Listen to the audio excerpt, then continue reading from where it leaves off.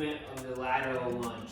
So regardless of how you load it, this is essentially going to be the same as far as the movement pattern goes.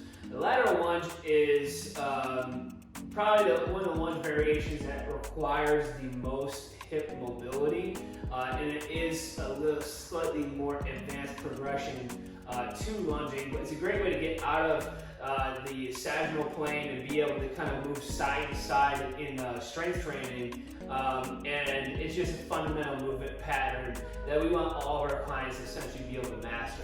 So to start out, I like to do a wide position, okay? So this would be more of a lateral lunge in place, okay? So you're gonna go out nice and wide. I want you trying to go past your shoulder width, essentially.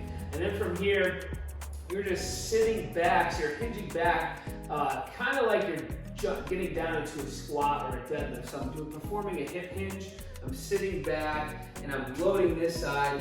This leg's going nice and straight, and I'm going down as deep as I possibly can, trying to keep my chest up, but I will get a slight forward lean in that position. So again, hips back, knees out. I'm lining my knee right over my ankle, and I'm coming back up. Okay, so this is your in place variation.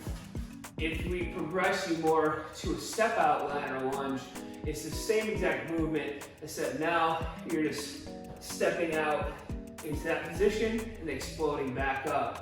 Stepping out and explode back up. Now if we say, indicate that I want you to do all the reps on one side and then switch to the other, that's how I want you to perform it, where you perform all the reps on one side. Or if we want alternating, we may step out, lateral lunge, and then you're gonna go right over to the other side.